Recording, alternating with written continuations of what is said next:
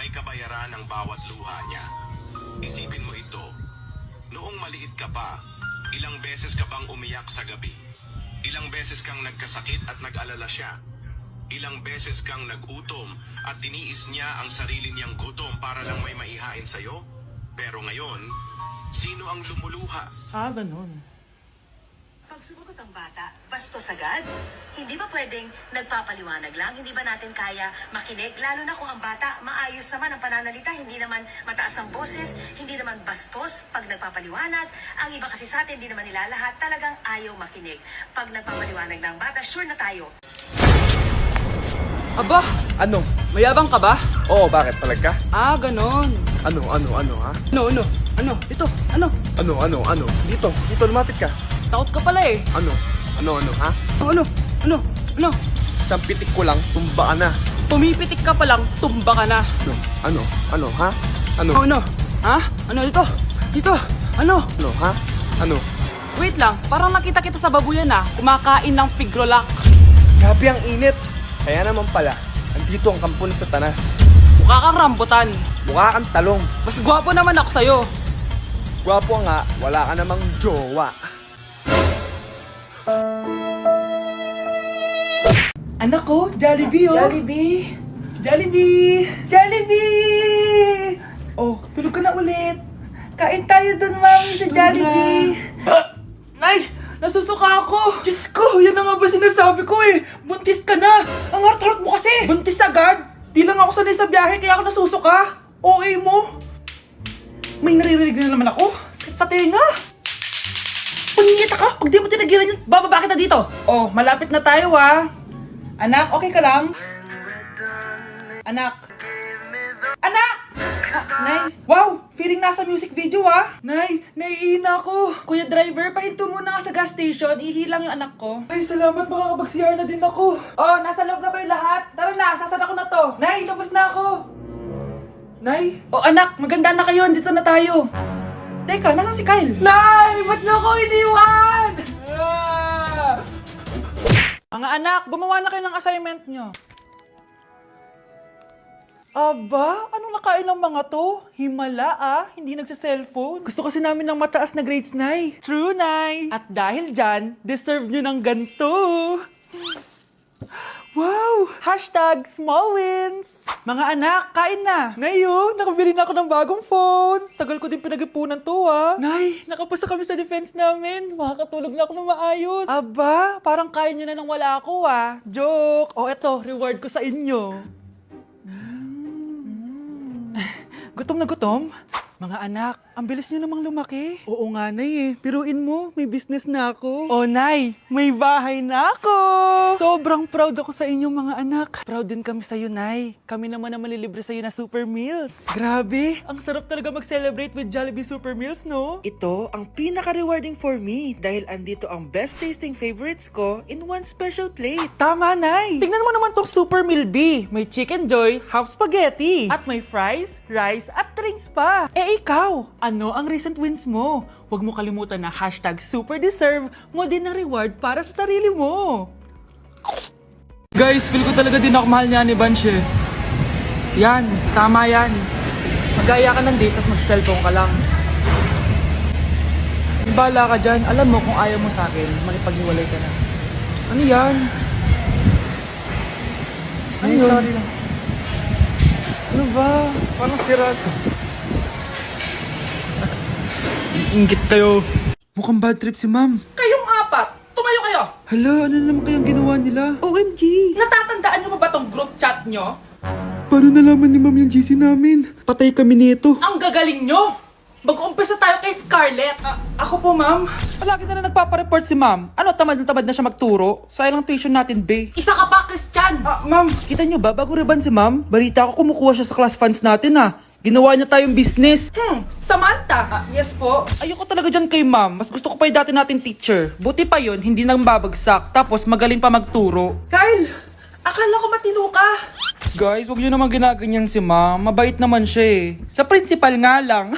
Akala niyo di ko alam mga pinagsasabi niyo sa akin? Lahat po ng sinabi namin sa GC. Totoo po yan, ma'am. Diba sabi nga nila, ma'am, truth hurts? Truth hurts pala, Sige Sige, papakita ko to sa principal sa office. Sige ma'am, sabihin mo sa principal. At sasabihin din namin yung mga baho mo. Ha?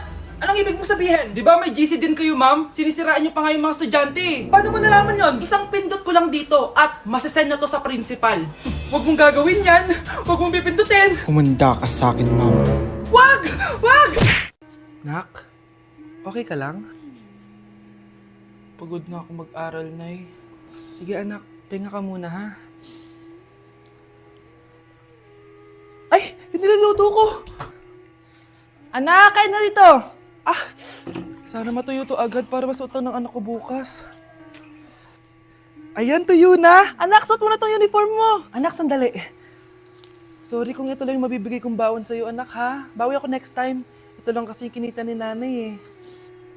O anak, yung project mo, wag mo kakalimutan ha. Sige na, ingat ka. Kaya ko to. Makakapagtapos ako. Ako ang kasama, pero hanap mo siya. Ako masaya sa piling niya. Hindi ko mapipigilan. Ang dami. Honey, happy birthday. A day in my life as... Ano ba special sa akin? Guri-guring guri. Kura-guring gura. Game 1. Bawal ang malapit na ma-dropout sa school. Yo, di ako yun ha. So for today's agenda, may pupuntahan tayo. So secret muna. Pero sasabihin ko na. Ano ba talaga? Bala ko kasi mag-business. Wow, business! OA. So hindi ko muna sasabihin kung anong business yon. Mind your own business muna. So guys, dahil anniversary na namin ni Honey Bunch bukas, bibilang ko siya ng flower and cake. So nandito na tayo sa flower shop ngayon. Ayan na guys, so nakabili na tayo. So pinili ko pink roses and ganito yung design niya. 12 pieces to guys kasi in each month, mahal ko siya. So 12 months, gets nyo ba? Wala. Happy anniversary Honey Bunch. I love you so much. Sana magkaanak na tayo. So bibili ako ng cake para kay Honey Bunch. 2 cake yung binili ko. Tapos ito yung papadedicate ko. Ate, pwede ba to? Guys, yung mukha ni ate parang gusto niya sabihin sa akin na sana sinend mo na lang yan sa messenger. Seryoso ako. Gusto ko talagang padedicate yun sa cake. Sa mga nagtatanong kung kapatid ko ba to, hindi ko po yun kapatid. O sige na, mag-promote ka na. Shoutout po sa O, akin. diba? May bayad yung promotion dito. Kala mo libre lang yon. Sige na, ipapromote na kita. Ilalagay ko na lang sa bicep mo yung TikTok mo. Ayan. So guys, nandito na tayo sa labas ng bahay. Bigay na natin to kay Honey Bunch. Happy anniversary! May cake ka. Honey, happy anniversary! So anong wish mo para sa ating dalawa? So yun lang naman. Sige na. Delivery po. Anong delivery? Parang wala naman ako in-order, kuya. Nakasulat po dito, Susan. Kayo po ba yun, ma'am? Oo. Sige, baka nakalimutan ko lang. Nay, ano po yan? Cellphone? Di ba mahal to? Opo, Nay. Paano ka nakabili niyan? Siguro nanalo ng raffle si nanay. Nay? Oo, anak. Bakit? Nabalitaan niyo na ba, Nay? Uso yung mga scammer ngayon. Totoo ba? Grabe na talaga ngayon, anak. Sabi sa nakita ko, Nay, nang scam daw siya ng mamahaling cellphone gamit ang credit card ng ibang tao. At ito pa'y malala, Nay, nang scam daw din siya ng pera. Delivery po. May delivery ata, anak. Delivery po. Ikaw na naman, kuya. Susan po ulit, ma'am. Wala naman nga ako in-order. Wala akong magagawa dyan, ma'am. Sa'yo nakapangalan eh. Sige na po, una na ako. Ano na naman laman neto? Pera? Ito ba yung sinasabi ni Scarlett na galing sa scam? Pero bakit sa akin nakapangalan? Anong gagawin ko dito? Hindi naman ako yung scammer. Nay, may naghahanap po sa inyo sa labas. Anak! Sige, pupunta na ako.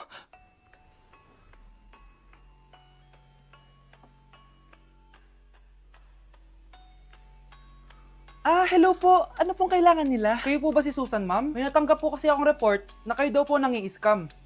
Scammer? Hindi ako scammer, Ma'am, sa'yo nakapangalan ng mga parcel. Kaya sumama ka na sa amin. Hindi nga ako scammer! Ikukulong ka na namin. Huwag niyo ko ikulong! Hindi ako scammer! Itigil niyo na yan! Hindi si nanay ang scammer. Pero nasa bahay na to, ang totoong scammer. Hoy Mare, pinagkakarat mo daw na buntis anak ko? Eh, totoo naman eh. Tignan mo nga yung tiyan niya, ang laki. Basta, hindi buntis anak ko. Ba't di natin siya tanongin, Mare? Anak, halika dito. Yes, Nay? Buntis ka ba? Ha? Hindi po, Nay. Eh, bakit ang laki ng tiyan mo? Bloated lang po ako, Nay. Uminom po kasi ako ng sobris kanina. Oh, bloated lang pala eh. Pinagsasabi mo dyan. Bahala ka kung ayaw mo maniwala.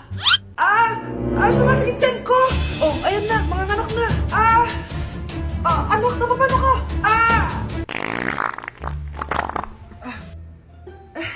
Baho.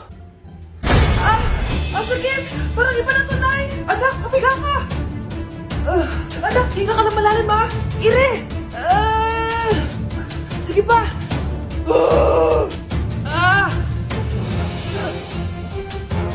Baby. Sorry, Nay. Tinago ko sa'yo na buntis ako. Okay lang, anak. Pero sinong tatay nito? Ang tatay ng anak ko ay ang anak ni tita. Oh, anak mo pala may gawa nito? Asa na yun? Oh, ikaw, magbigay ka ng sustento para sa anak nyo. Sige po, magbibigay po ako ng 5. 5,000? 5 pesos? Wala na po kasi yung pera eh. At dahil 5 pesos ang binigay ng tatay mo, lollipop mo ng dedean mo, ha? Pre, feel ko talaga crush din ako ng crush ko eh. Paano mo nasabi? Palagi niya kasi ako pinapansin. Uy, di ba crush mo yun? Oo nga, papatunayan ko sa'yo na crush niya din ako. Sige nga. Tignan mo, papansinin niya ako. Crush! Crush! Oh, ba't di tumitingin sa'yo? Wait lang kasi. Crush! Mahal! Love! Oh. Sad naman, di pinapansin. Oy! Pansinin mo ako! Kinikilig ako kapag ika'y nakita. Naalala Sa teacher nating naging pangalawang nanay natin, Oh, Scarlett, kanina ka pa tahimik. May problema ka ba? Ano po kasi, ma'am? Family problem lang po. Oh, kwento mo sa akin. Makikinig ako. Baka may matulong ako sa'yo. Nak, ang bababa ng mga scores mo sa akin. Nangangalib kang bumagsak. Ma'am, sorry po. Dami ko po kasing inisip na itong mga nakarang araw eh. Sige, pagbibigyan kita ngayon ha. Pero promise mo sa akin na babawi ka next quarter. Talaga, ma'am? Thank you, ma'am. Babawi ako, promise. sa teacher nating hindi madamot sa grades, Okay, class. Pwede na kayo mag-lunch. Oh, hindi ka kakain? Wala po kasi akong baon, ma'am. Oh, eto. Kumain ka na, oh. Salamat po, ma'am. Magsabi ka lang sa akin, Nak, ha? Hindi ka makakaisip ng maayos pag wala kang kain. sa teacher nating nagbibigay ng pagkain, sa lahat ng mga teacher sa mundo na nagturo sa amin kung paano lumaban sa buhay, Happy Teacher's Day! Kaya hindi umuunlad ang Pilipinas dahil kinukurakot nyo. Mahiya naman kayo! Don't stop shaming them. Deserve nila yan. Mainit ang mata sa atin ng mga tao. Kaya siguraduhin nyo na magmumukha tayong malinis, ha? Dad! Alam na nilang lahat! Nadidepress na ako! Binabash nila ako sa social media. Tapos kanina sa school, binubuli nila ako. Nasisira image ko. Ayusin mo to, Dad! Gumagawa na ako ng paraan, anak. Pero sa ngayon, kailangan ko muna kayo palipad sa Amerika para safe kayo. Okay, Dad. I'm calm. Bigyan mo ako ng 10 million pang shopping ko doon, ha? May mga mag-iimbestiga dito. Kaya lahat ng mga luxury cars namin, itago nyo muna. Hindi nila pwede makita yung mga yun. Base sa report na binigay sa akin, may ghost project daw kayo. Totoo ba yun? Wow! It's a yes or no question. Bakit di ka makasagot? Your Honor, kakusapin ko po muna yung lawyer ko. Ang kakapal nyo, halata naman sa mga kilos nyo na guilty kayo. Kamusta na kaya sila, Mom and Dad? Sana okay lang sila. Nawala sa garahe ang 10 sa 12 luxury cars. Pati mga sasakyan tumakas na. Hindi kami papayag na hindi kayo mananagot. Hindi kami mananahimik sa issue na to. Number 10. Last question na to, class, ha? 10 points to. Sana madali lang itanong ni ma'am. Mukhang mapaperfect ko to Ano? Ang full name ni Jose Rizal. Full name? Akala ko full name niya na yun. Dinuro ba yan ni ma'am? Kung nakikinig talaga kayo sa discussion natin, alam nyo kung anong full name niya. Alam ko lang yung full name ng crush ko. Ano ba kasi full name niya? So wala palang nakikinig sa akin, ha? Sige, perfect sa exam ang makakasagot sa akin. Ma'am, alam ko po. Okay, Cheska, ang full name ni Jose Rizal ay Jose Protasio Rizal.